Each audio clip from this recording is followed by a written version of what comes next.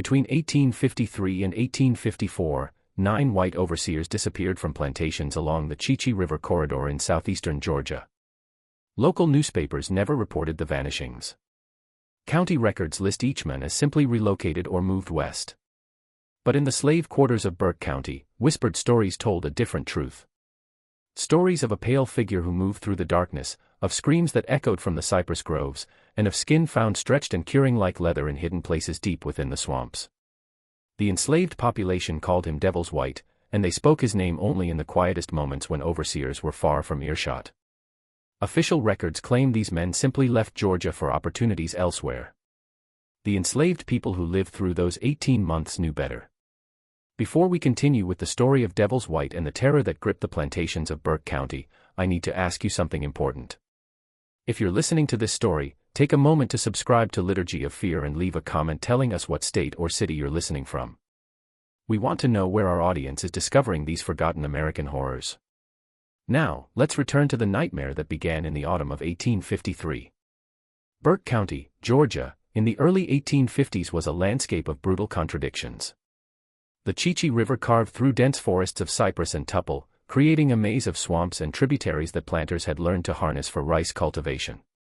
The county sat in the heart of Georgia's Black Belt, where enslaved people outnumbered white residents by margins of 10-1 in some districts.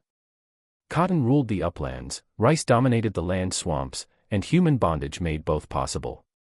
The Calhoun Plantation stretched across 3,000 acres of this unforgiving terrain.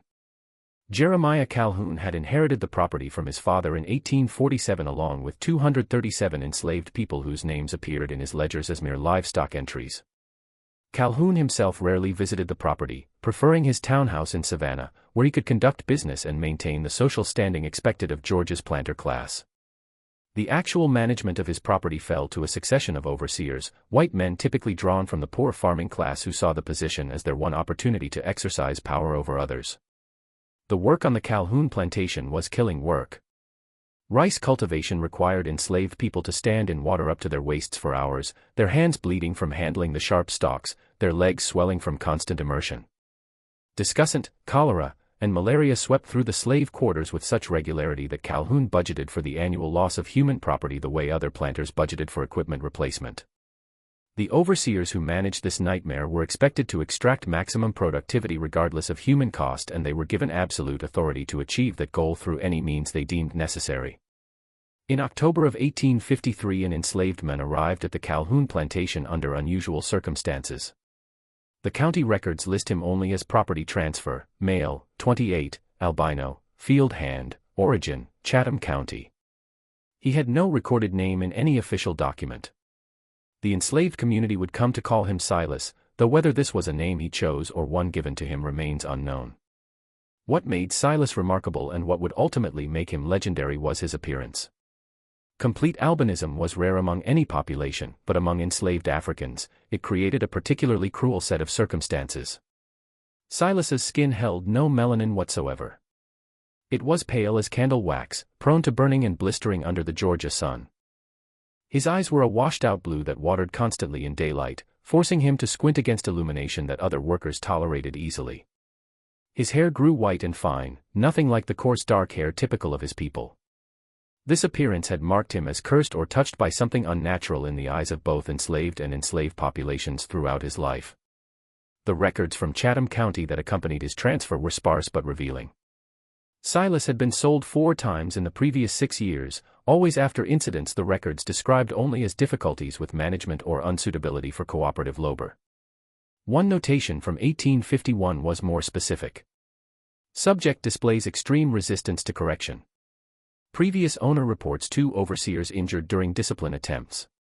Recommends sale to interior plantation where isolation can be maintained. Thomas Greer, the head overseer at the Calhoun plantation, was a man whose reputation preceded him throughout Burke County. At 43 years old, he had spent 2 decades managing enslaved labor across Georgia and South Carolina.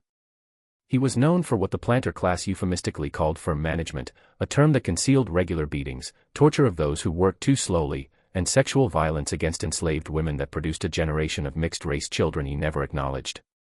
Greer lived in a house near the main plantation buildings, a structure far superior to the slave quarters, but still modest compared to the main house that Jeremiah Calhoun occupied during his infrequent visits. Greer employed 8 assistant overseers to help manage the plantation's operations. These men came from similar backgrounds to Greer himself. Poor whites who had grown up farming small plots.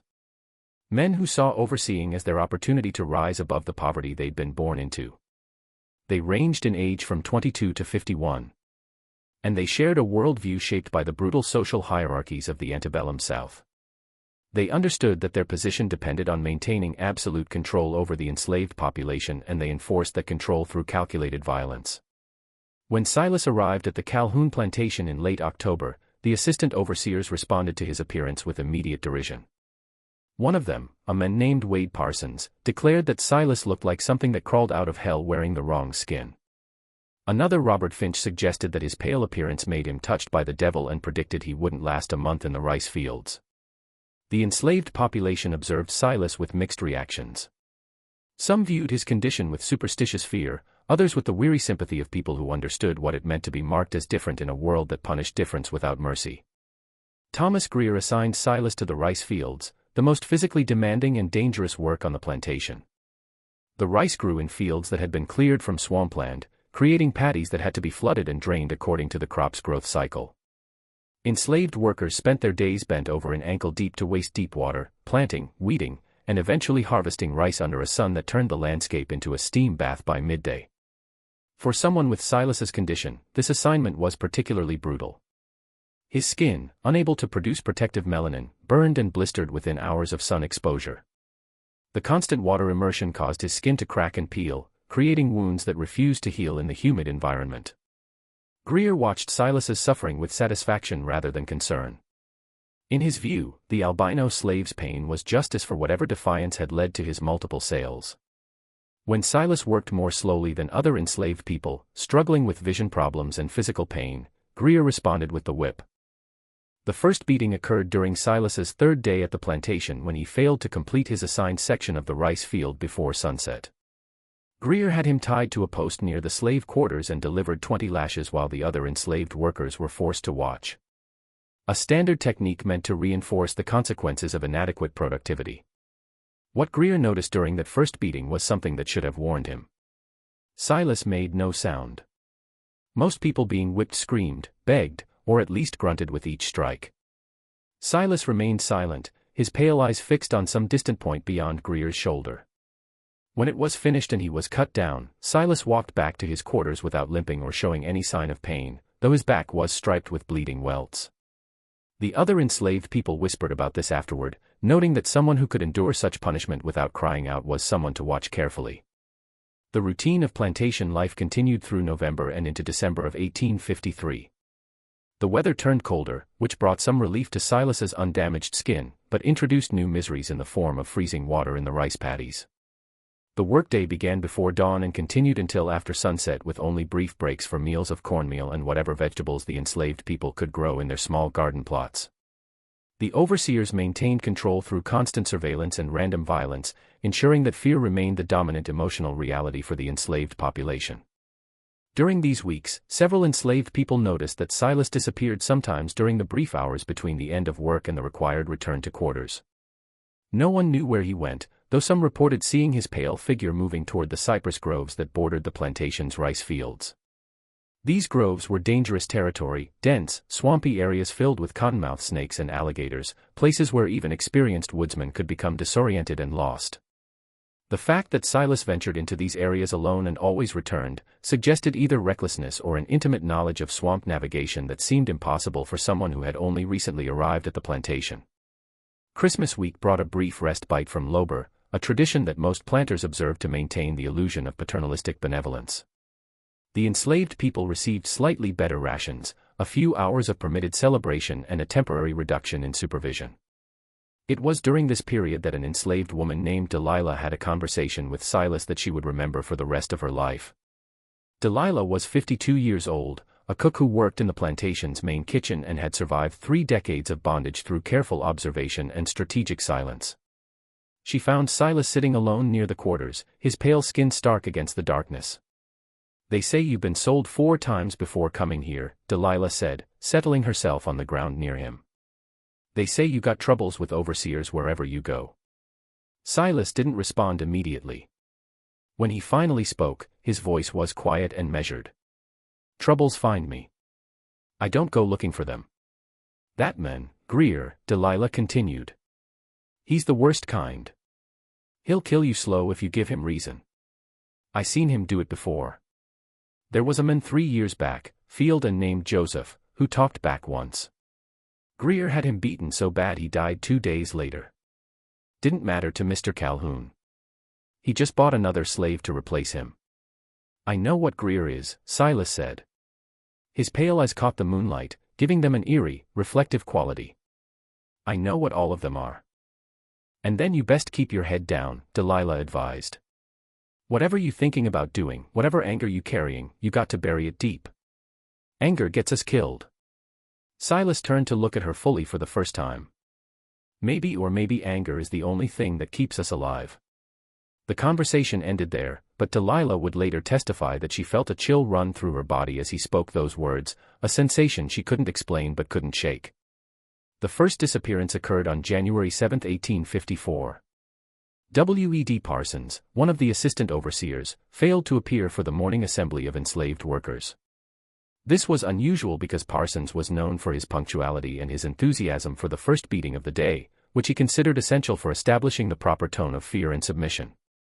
When Parsons didn't appear by mid-morning, Thomas Greer sent another overseer, a man named Benjamin Strickland, to check Parsons's cabin. Strickland found the cabin empty. The bed was unmade, and Parsons' coat still hung on its peg near the door, suggesting he hadn't planned to go far. His rifle, which he normally carried everywhere, leaned against the wall. A half-eaten meal sat on the table, the food cold and untouched for hours. Nothing suggested violence or struggle. Parsons simply wasn't there. Greer organized a search party that included 3 other overseers and a group of enslaved men he considered trustworthy enough to assist without attempting escape. They combed the plantation grounds, the nearby woods and the swamp edges. They found nothing. No tracks, no torn clothing, no signs of an accident. Wade Parsons had simply vanished as thoroughly as if he had never existed. The disappearance troubled Greer because it represented a loss of control. In the social order of the plantation, white overseers occupied a position of absolute authority. The idea that one could simply disappear suggested a breakdown in that order, a crack in the facade of invulnerability that maintained the entire system. Grimier sent a message to Jeremiah Calhoun in Savannah, reporting Parsons's absence and speculating that the men might have gotten drunk and wandered off, possibly falling into the river or becoming lost in the swamps. The enslaved population responded to Parsons's disappearance with carefully concealed satisfaction. Parsons had been particularly cruel, known for whipping enslaved people for the smallest infractions, and for targeting young women with sexual violence. His absence was a blessing, though no one dared speak this thought aloud. What they did whisper about in the quiet hours after the overseers had retired was the fact that Silas had been working in a rice field within sight of Parsons's last known location, and that several people had seen Parsons yelling at Silas the afternoon before his disappearance. 3 weeks passed. The rhythm of plantation life continued with one fewer overseer. A situation that increased the workload on the remaining white men, but didn't fundamentally alter the brutal reality of enslaved existence. Greer hired a replacement, a young man named Daniel Carmichael, who came from a farming family in Greene County and was eager to prove himself capable of managing enslaved labor. On February 3, Daniel Carmichael disappeared. The circumstances mirrored Parsons's vanishing so closely that Greer felt genuine alarm for the first time. Carmichael had been supervising work in the rice fields during the afternoon. When the enslaved workers were called back to quarters at sunset, Carmichael wasn't with them. A search of his cabin revealed the same details as Parsons's disappearance. A half-eaten meal, personal belongings undisturbed, no signs of violence or struggle. It was as if Carmichael had simply stopped existing mid-thought. This time, Greer expanded the search. He brought in men from neighboring plantations, experienced trackers who knew the swamps and forests. They found nothing. The slave patrols that regularly roamed the county roads were notified to watch for any suspicious activity. County authorities were quietly informed, though no official report was filed. Planters preferred to handle such matters privately to avoid any appearance of vulnerability in their control over enslaved populations. The disappearances created a tension that hung over the Calhoun plantation like humidity before a storm. The remaining overseers began traveling in pairs, unwilling to be alone in areas where enslaved workers were present. They carried their weapons constantly and watched the enslaved population with increased suspicion. Random beatings increased as the overseers attempted to reassert control through intensified violence. The enslaved people endured this escalation with the grim resignation of people who understood that their survival depended on appearing compliant while revealing nothing. Silas continued his work in the rice fields with the same silent intensity he had displayed since arriving at the plantation. His skin bore the scars of constant sun damage and frequent beatings, creating a pattern of pale scar tissue over pink burns that gave him an even more unsettling appearance. The other enslaved workers began to avoid him, not out of dislike, but out of fear that association with him might draw the overseer's suspicion. There was something about Silas that made people uncomfortable, a stillness in his manner, a complete absence of the fear that governed everyone else's behavior. On March 19, 2 overseers disappeared on the same night. Robert Finch and a man named George Alberta had been assigned to night watch duty, a rotation that Greer had implemented after Carmichael's disappearance. They were supposed to patrol the area around the slave quarters and the main plantation buildings, watching for any suspicious activity. When morning came, both men were gone. Their rifles were found leaning against a tree at the edge of the cypress grove, positioned carefully as if someone had placed them there deliberately. A search of the grove itself revealed nothing but dense vegetation and dark water. Thomas Greer's response to the third and fourth disappearances revealed the depth of his alarm. He sent an urgent message to Jeremiah Calhoun demanding that the owner return to the plantation immediately, describing the situation as critical and requiring direct intervention. While waiting for Calhoun's arrival, Greer implemented a series of measures designed to prevent further disappearances and to uncover whoever or whatever was responsible. All enslaved people were confined to their quarters from sunset to sunrise with armed guards posted at every entrance. Anyone leaving the quarters for any reason would be shot without warning. The overseers worked in groups of 3 or more, never alone, and maintained constant visual contact with each other. Greer personally interrogated dozens of enslaved people, using torture when he deemed it necessary, trying to extract information about who might be responsible for the disappearances. These interrogations revealed nothing useful. Either the enslaved population genuinely knew nothing, or their silence was impenetrable. The white community of Burke County began to take notice of the situation, though the full extent of the disappearances remained concealed. Planters discussed the matter quietly at social gatherings, speculating about runaway slaves turned violent or possible outside interference from abolitionists. The presence of active resistance to slavery was a nightmare scenario for Georgia's planter class in 1854. The memory of Nat Turner's rebellion in Virginia remained vivid even 23 years after it occurred. A reminder that the enslaved population could and would fight back if given opportunity and leadership. Some planters suggested that the disappearances might be related to the tensions that were building across the South over the question of slavery's expansion. The Kansas-Nebraska Act, passed just weeks before the first disappearance of the Calhoun plantation, had inflamed sectional tensions and prompted increased abolitionist activity. There were rumors of underground railroad networks extending deeper into Georgia than previously thought, and of northern agitators working to incite slave rebellions. These theories failed to explain why the disappeared men left no trace, but they provided a framework for understanding the situation that didn't require planters to confront the more disturbing possibility that someone or something was hunting white overseers with complete impunity. Jeremiah Calhoun arrived at his plantation on March 25, accompanied by his personal secretary and 2 hired guards. Calhoun was a thin man of 56, dressed in the fine clothing that marked his social standing, visibly uncomfortable in the rural setting of his own property. He had inherited wealth and enslaved people, but had never developed the stomach for the actual mechanics of plantation management. That distaste had led him to rely entirely on overseers like Greer, allowing them free rein to manage his human property however they saw fit. The meeting between Calhoun and Greer took place in the plantation's main house, a substantial structure that had been built by Calhoun's father in the 1820s. Greer laid out the facts of the disappearances with military precision, dates, locations, circumstances, and the complete absence of evidence or witnesses. He also shared his growing conviction that someone among the enslaved population was responsible, though he admitted he had no proof and no suspects. "I've managed enslaved people for 20 years, Greer told Calhoun. "I know when they're planning something, there's a feeling in the air, a tension you can sense. But this is different. They're scared. Truly scared, but not of us. They're scared of something else. Calhoun suggested bringing in the county sheriff and organizing an official investigation. But Greer immediately opposed this idea.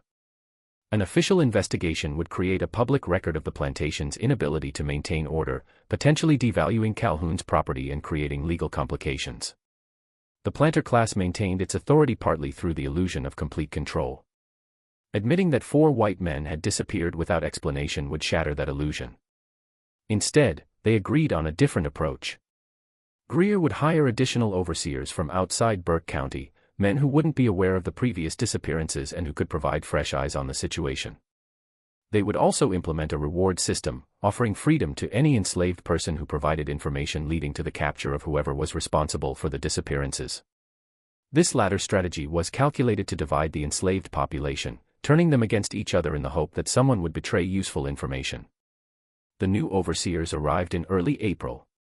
3 men recruited from rice plantations in South Carolina, all experienced in managing enslaved labor under harsh conditions. Their names were Marcus Sloan, Raymond D. Odd, and Henry Fletcher. Greer briefed them on the plantation's operations, but deliberately omitted any mention of the disappearances, telling them only that the plantation had recently experienced management turnover and required additional supervision. For 2 weeks, nothing unusual occurred. The presence of new overseers and the increased security measures seemed to have stabilized the situation. Greer began to relax slightly, believing that the disappearances might have been the work of an outsider who had been frightened off by the enhanced security. Calhoun prepared to return to Savannah, satisfied that his property was now under proper control. On April 22, Marcus Sloan didn't return from the morning inspection of the rice fields. The discovery of Sloan's disappearance triggered panic among the remaining overseers. The pattern was breaking. Sloan had disappeared during daylight hours while enslaved workers were present and under supervision. This suggested a boldness that made the previous disappearances seem almost cautious by comparison. Greer immediately ordered a lockdown of the entire plantation. All work stopped. Every enslaved person was confined to the quarters under armed guard. The remaining overseers, along with Calhoun's hired guards, conducted a systematic search of every structure and area on the plantation grounds. They found something this time. In the cypress grove, approximately half a mile from the rice fields where Sloan had been working, searchers discovered a clearing that showed signs of recent disturbance. The ground had been torn up in places, and there were marks in the soft earth that might have been drag marks, though the swampy conditions made precise interpretation impossible. More disturbing were the marks on several cypress trees. Deep gouges in the bark, as if something had been scraped against the wood with considerable force. Some of the gouges showed traces of what appeared to be blood, though the amount was minimal, and the condition made testing impossible. Greer ordered the search expanded to cover the entire cypress grove and the swamp areas beyond. This proved difficult.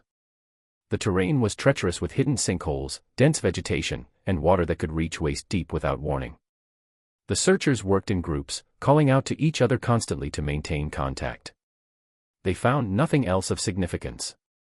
If Sloan had met his fate in that clearing, his body had been moved or hidden with remarkable effectiveness.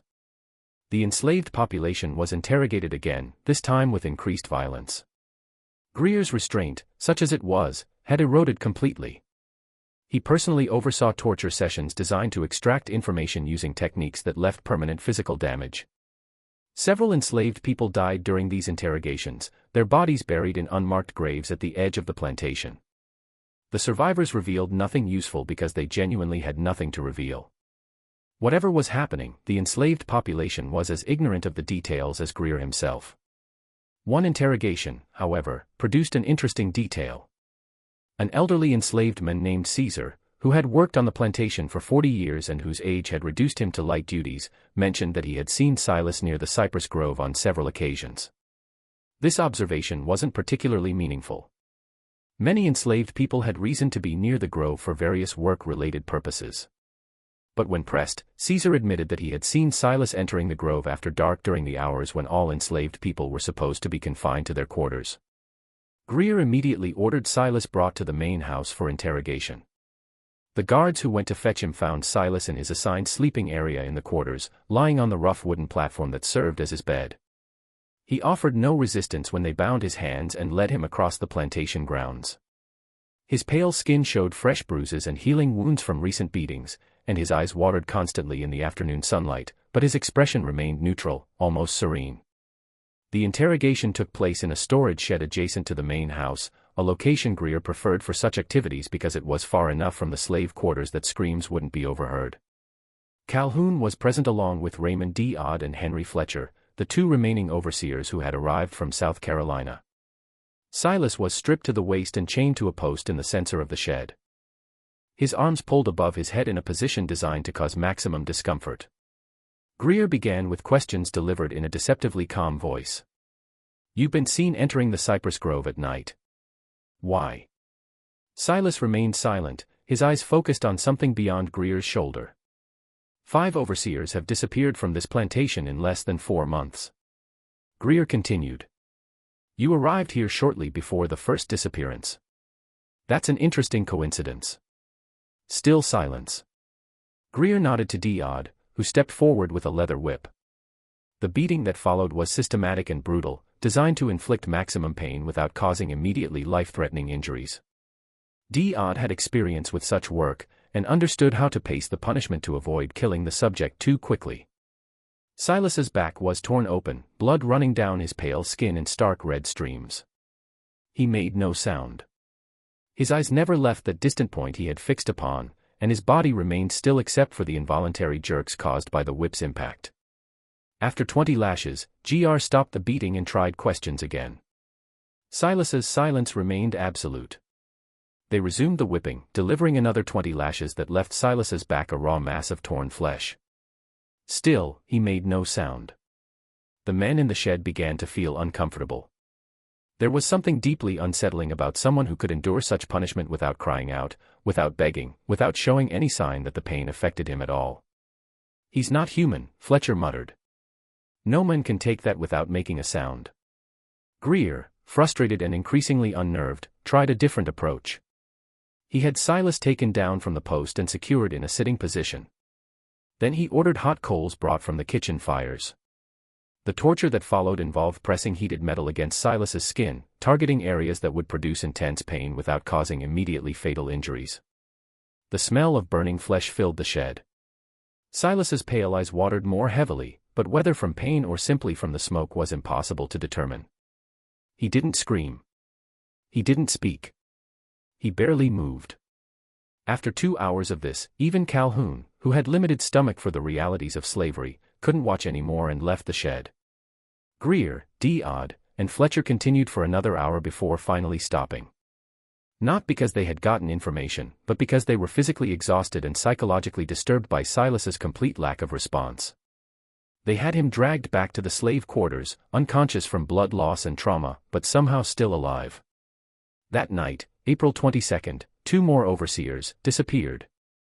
Raymond D. Odd and Henry Fletcher, the men who had participated in Silas's torture, were both assigned to guard duty at the main house. They were armed with rifles and positioned on opposite sides of the building with instructions to call out to each other every 15 minutes to confirm they were alert and present. At midnight, D. Odd called out. Fletcher responded. At 12:15, Odd called out again. There was no response from Fletcher. Odd immediately raised the alarm and within minutes, Greer and the remaining guards were searching the area. They found Fletcher's rifle leaning against the wall of the main house, exactly where he had been standing. His hat lay on the ground nearby. There were no signs of struggle, no blood, no tracks leading away. Fletcher had simply vanished. The searchers fanned out across the plantation grounds, calling Fletcher's name, and searching every building and area they could access in the darkness. 2 hours later, when they returned to the main house to regroup and plan a more systematic dawn search, they discovered that Raymond D. Odd was also gone. His rifle remained at his post. His position showed no signs of disturbance. 7 white men had now disappeared from the Calhoun plantation in less than 4 months. Dawn on April 23 revealed a plantation descending into chaos. The remaining white men, Thomas Greer, Jeremiah Calhoun, his secretary, and the 2 hired guards, gathered in the main house and barricaded themselves inside. They were outnumbered by the enslaved population 200 to 5, and the careful system of surveillance and control that had maintained order had completely collapsed. The situation was unprecedented in Greer's experience. Individual slave rebellions happened occasionally. Escape attempts were common. Even murders of overseers occurred on rare occasions. But this systematic elimination of authority figures was something else entirely. The enslaved population emerged from their quarters cautiously, uncertain what the new day would bring. The normal routine of forced labor didn't resume because there was no one to enforce it. The guards at the quarters had abandoned their posts during the night, retreating to the relative safety of the main house. For the first time in memory, the enslaved people of the Calhoun plantation experienced a morning without someone telling them what to do. Delilah, the cook, was one of the first to realize that Silas was missing. His sleeping area in the quarters was empty. The rough blanket that had covered him soaked with blood from his torture wounds, but without any sign of the man himself. Several people had checked on him during the night, concerned that he might die from his injuries. As recently as 4 hours before dawn, someone had seen him lying there, barely conscious, but breathing. Now he was gone. The disappearance of Silas sparked intense debate among the enslaved population. Some argued that he had finally died from his injuries and that someone had secretly removed the body to avoid questions. Others believed he had somehow recovered enough to walk away, perhaps fleeing into the swamps to escape further torture. A smaller group, mostly older people who had lived through decades of slavery and had developed a deep skepticism about coincidence, believed something else entirely. They believed that Silas had been the one responsible for the overseer's disappearances and that his removal from the quarters meant the nightmare was entering its final phase. Inside the main house, Greer and Calhoun debated their options. Calhoun wanted to abandon the plantation immediately, returning to Savannah and sending federal troops to restore order. Greer argued that abandoning the property would result in the total loss of Calhoun's human cattle. The enslaved people would scatter into the swamps and forests, heading for free territory or simply disappearing into Georgia's back country where they might survive as fugitives for years. The enslaved population represented an investment of over $100,000, a fortune that Calhoun couldn't afford to lose. The compromise they reached was to send the secretary and one guard to Savannah with urgent messages for both federal authorities and neighboring planters requesting immediate military intervention and assistance. The secretary left late in the morning, riding hard for Savannah with a letter from Calhoun describing the situation in carefully edited terms. He mentioned that several overseers had disappeared under mysterious circumstances, but omitted the more disturbing details that might suggest a complete loss of control. That afternoon, while the secretary was still miles from Savannah, Greer made a decision that would haunt him for the rest of his life. He decided to address the enslaved population directly, using a combination of threats and promises to try to restore some semblance of order. He had the remaining guard fire several rifle shots into the air to gather the enslaved people to the area in front of the main house. When they had assembled, a crowd of over 200 people, some curious, others fearful, all uncertain about what was happening. Greer emerged onto the front porch of the main house and spoke to them. "I know someone here knows what's been happening," Greer began, his voice carrying across the assembled crowd. 7 white men have disappeared from this plantation. That can't happen without someone knowing something. I'm offering freedom, legal, documented freedom to anyone who provides information leading to whoever is responsible. You'll be given papers and transportation to wherever you want to go. No tricks, no lies. Real freedom. The crowd remained silent.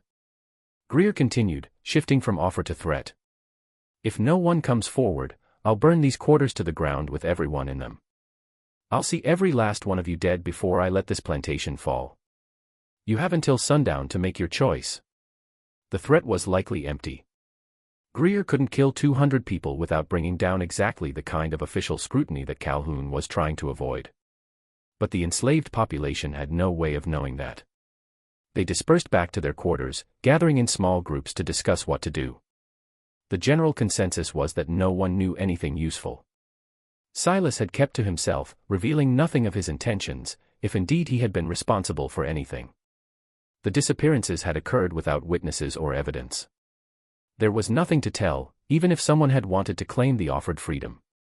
As afternoon faded toward evening, a young enslaved man named Caleb approached the main house. Caleb was 16 years old. Quick-minded and desperate to escape slavery by any means available, he claimed to have information about the disappearances and requested permission to speak with Greer privately. The overseer, hopeful that his threat had worked, agreed. Caleb was brought into the main house and led to the room where Greer, Calhoun, and the remaining guard had established their command center. "I seen something," Caleb said, his eyes downcast in the submissive posture that enslaved people learned early. "I seen the pale one, Silas, going into the cypress grove at night multiple times, and I seen him carrying things." "What kinds of things?" Greer demanded. "Couldn't tell for certain in the dark, sir, but they looked like bundles, heavy bundles that he carried over his shoulder. He was heading deep into the swamp where the ground gets too wet for most folks to go." This information aligned with what Caesar had reported earlier about Silas entering the grove. Greer felt a surge of vindication. His instinct about Silas had been correct.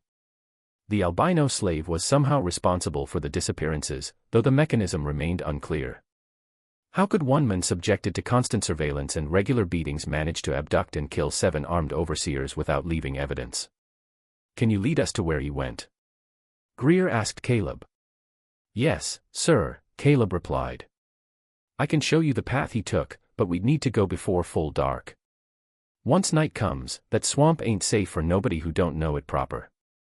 Greer considered this carefully. The sun was already low on the horizon, giving them perhaps an hour of usable daylight. Going into the cypress grove with limited visibility was dangerous, but waiting until morning meant another night of vulnerability. He made his decision quickly. "We go now, all of us." He turned to Calhoun. "You'll stay here with the doors barred. If we're not back by dawn, ride for Savannah yourself." Greer, the remaining guard, a man named Patterson, and Caleb prepared for the expedition. They armed themselves with rifles, knives, and a length of rope. Greer also brought a torch, though he hoped they wouldn't need it before returning. As they left the main house, dozens of enslaved people watched from the quarters, their faces unreadable in the fading light. Caleb led them toward the cypress grove, moving with the confident stride of someone who knew the terrain. The path he followed was barely visible, a slight depression in the ground that wound between massive cypress trees draped with Spanish moss. The air grew thick with moisture and the smell of decaying vegetation. Water began appearing in pools. Then, as a continuous shallow layer covering the ground, they were entering the deep swamp. "How much farther?" Greer asked after they'd walked for nearly 20 minutes. "Not far now, sir. There's a clearing up ahead, maybe 200 yards more." The light was failing rapidly. Greer decided they would investigate the clearing and then return immediately rather than risk being caught in the swamp after dark. They pressed forward, their boots squelching in the muddy water. Strange sounds echoed through the grove. Bird calls, the splash of something moving through water, the creak of tree branches swaying in wind they couldn't feel down at ground level. The clearing, when they reached it, was larger than Greer expected. It was a roughly circular area, perhaps 50 feet across, where the cypress trees gave way to open space. The ground was slightly elevated here, creating a dry island in the surrounding wetland, and in the center of this clearing stood a structure that made all 3 men stop in their tracks. It was a framework built from cypress branches lashed together with what appeared to be strips of leather. The structure stood about 8 foot tall and formed a rough rectangular shape. Hanging from this framework were 9 objects that Greer's mind initially refused to identify. They swayed slightly in the breeze, and as he forced himself to look more carefully, understanding came with a wave of nausea. They were skins, human skins, stretched and cured like leather hides, still showing the recognizable features of faces, the texture of body hair, the shape of hands and feet. 9 complete human skins, carefully preserved and displayed like trophies. Greer recognized Wade Parsons by a distinctive scar on his left arm. Robert Finch's tattoo, an anchor he'd gotten during a brief stint in the Merchant Marine, was clearly visible on one of the suspended skins. The others were harder to identify individually, but the count matched perfectly. 9 overseers, all of them here. Patterson vomited immediately, the sound loud in the grove's unnatural silence. Caleb stood frozen, his eyes wide with horror. Greer felt his hand shaking as he raised his rifle, scanning the clearing for any sign of threat. This was far worse than murder. This was something that reached beyond the normal bounds of human violence into territory that seemed almost inhuman in its calculated cruelty. "We need to leave," Patterson gasped, wiping his mouth. "We need to get out of here right now." Before Greer could respond, Caleb spoke in a voice barely above a whisper. "He's here. He's been here the whole time." Greer spun around, following Caleb's gaze. At the edge of the clearing, barely visible in the dim light, stood Silas, his pale skin seemed to glow faintly in the gathering darkness. He was shirtless, his back still showing the raw wounds from yesterday's torture, but he stood upright with no sign of pain or weakness. In his right hand, he held a long knife, the blade catching the last rays of sunlight filtering through the canopy. "Put down the knife and surrender," Greer commanded, raising his rifle. "It's over." Silas didn't move or speak. He simply stood there, watching them with those pale, watery eyes. Patterson raised his rifle as well, and for a moment the three armed men faced the single enslaved man across the clearing. The advantage should have been entirely with Greer's group. 3 against 1, rifles against a knife. Silas wounded and presumably weakened. But something in the moment felt wrong. Greer's finger tightened on the trigger, but he hesitated. A primal survival instinct, warning him that the situation wasn't what it appeared. Caleb broke first. He turned and ran, splashing back along the path they'd taken into the grove. Patterson shouted after him, but didn't follow. Greer kept his rifle trained on Silas, who still hadn't moved. "I asked you questions yesterday," Greer said, his voice shaking slightly. "You didn't answer then. Answer now. Why did you kill them?" For the first time since arriving at the Calhoun plantation, Silas spoke. His voice was quiet, almost gentle, with an accent that suggested education unusual for an enslaved person. "You already know why. You've always known." "That's not an answer," Greer said. "It's the only answer. They did what you do. They took what wasn't theirs. They hurt people who couldn't defend themselves. They thought being white and armed made them untouchable." Silas paused, tilting his head slightly. "They were wrong." Patterson fired his rifle. The shot was panicked and poorly aimed. The bullet striking a tree several feet to Silas's left. Before Patterson could reload, Silas moved. The speed of his movement was shocking. One moment standing still at the clearing's edge, the next closing the distance to Patterson in a blur of pale skin and flashing steel. The knife found Patterson's throat with surgical precision. The guard fell. Blood pumping from the severed artery, dead before he hit the ground. Greer fired his rifle, but Silas had already moved again, circling around the framework of hanging skins. The bullet hit nothing but air. Greer tried to track him for another shot, but in the failing light and the confused shadows cast by the suspended skins, Silas seemed to disappear and reappear at random. Greer abandoned the rifle and drew his pistol, backing toward the path that led out of the clearing. "You can't escape," Silas said, his voice seeming to come from multiple directions at once. "This grove is mine. I know every path, every sinkhole, every hiding place. You're already dead. You just haven't stopped moving yet." Greer ran. He crashed through the undergrowth, following what he hoped was the path back to the plantation. Behind him, he could hear splashing footsteps, sometimes close, sometimes distant, always there. The darkness was nearly complete now, and he stumbled repeatedly over roots and through hidden pools of water. His lungs burned and his heart hammered in his chest. Branches whipped his face and tore at his clothes. He realized he was lost. The path had disappeared in the darkness, or he'd strayed from it in his panic. He was surrounded by cypress trees and black water with no clear sense of direction. He stopped, trying to quiet his breathing enough to listen for pursuit.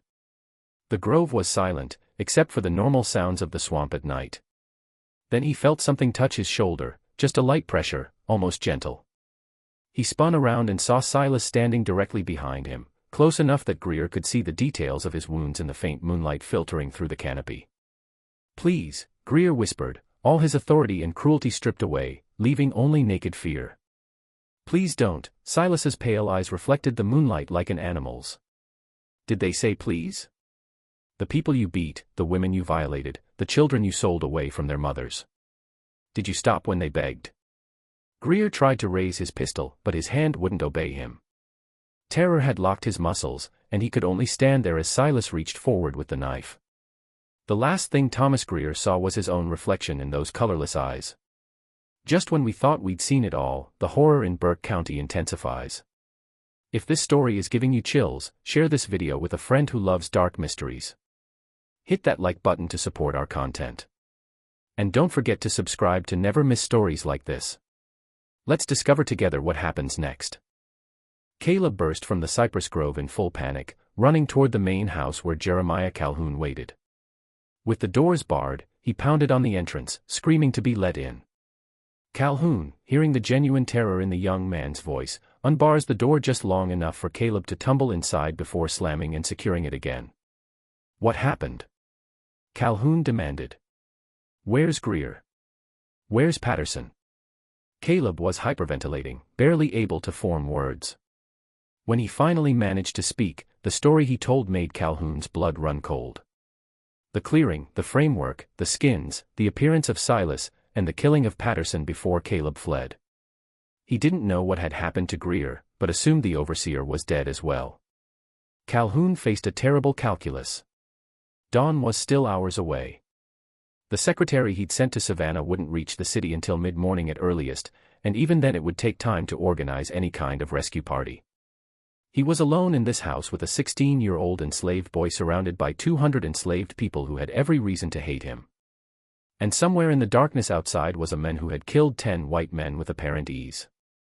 The night that followed was the longest of Jeremiah Calhoun's life. He sat in the main room with a rifle across his lap, starting at every sound. Caleb huddled in a corner, occasionally whimpering. The house creaked and settled. Outside, the normal sounds of the plantation at night seemed amplified and threatening. Dogs barking in the distance, wind moving through trees, the call of night birds. Around midnight, something scratched at the front door. Just a light sound like fingernails drawn across wood. It continued for several minutes, then stopped. An hour later, it came again, this time at a window. Calhoun peered through the gap in the shutters, but saw nothing in the darkness outside. The scratching stopped. Silence returned. Near dawn, Calhoun heard voices. He recognized them as belonging to enslaved people from the quarters, multiple individuals engaged in what sounded like excited conversation. He risked another look through the shutters and saw figures moving in the growing light. People gathering near the path that led to the cypress grove. They seemed to be celebrating something, though he couldn't make out the details of their conversation. When full dawn arrived, Calhoun finally worked up the courage to open the door. The enslaved population had assembled in the open area between the main house and the quarters.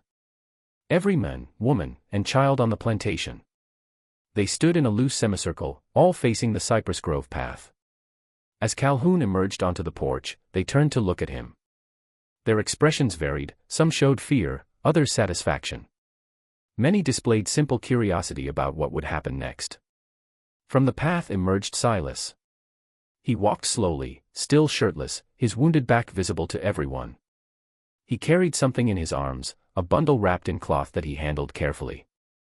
The crowd parted to let him through, maintaining a respectful distance, but showing no signs of aggression toward him. He walked to a point about 20 feet from the main house, and stopped. "Mr. Calhoun," Silas called out, his voice carrying clearly in the morning air. "I brought you something." He unwrapped the bundle, revealing Thomas Greer's head.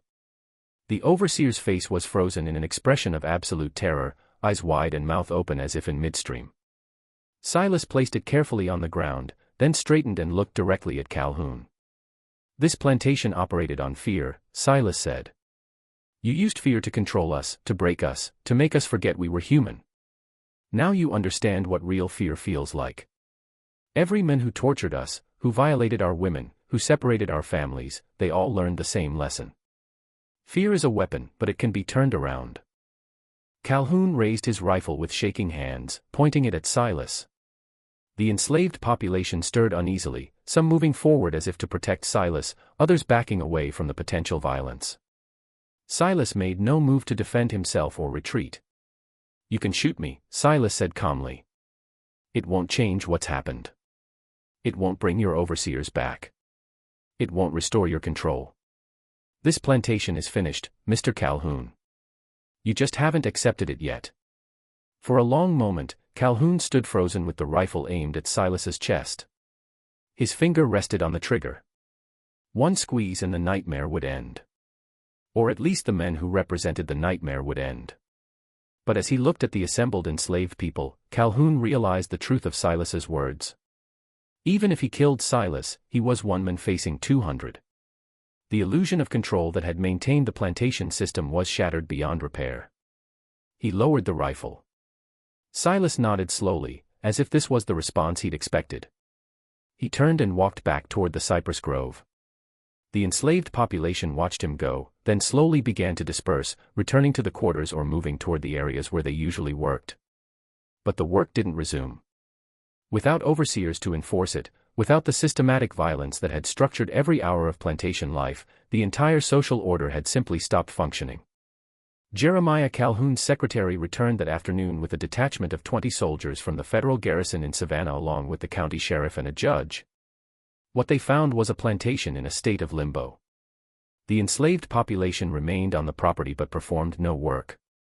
Calhoun sat on the porch of the main house, rifle across his lap, staring at nothing. When questioned about the situation, he told a carefully edited version of events. 10 overseers had disappeared or been killed. The perpetrator was an enslaved man who had since fled into the swamps, and the plantation required federal intervention to restore order. The soldiers conducted a search of the plantation, including the cypress grove. They found the clearing with its gruesome framework of preserved human skins exactly as Caleb had described. They found Patterson's body near the clearing and Greer's headless corpse deeper in the swamp. The other bodies were never recovered. The skins were removed and burned and the clearing was abandoned. A manhunt was organized for Silas with slave patrols and military units combing Burke County and the surrounding areas. They found no trace of him. It was as if he had dissolved into the swamps like morning mist. Some speculated that he died from his torture wounds somewhere deep in the wetlands. Others believed he'd made his way north, joining the thousands of enslaved people who followed the Underground Railroad to freedom. A few whispered that he was still out there in the cypress groves, watching and waiting. The Calhoun plantation never recovered.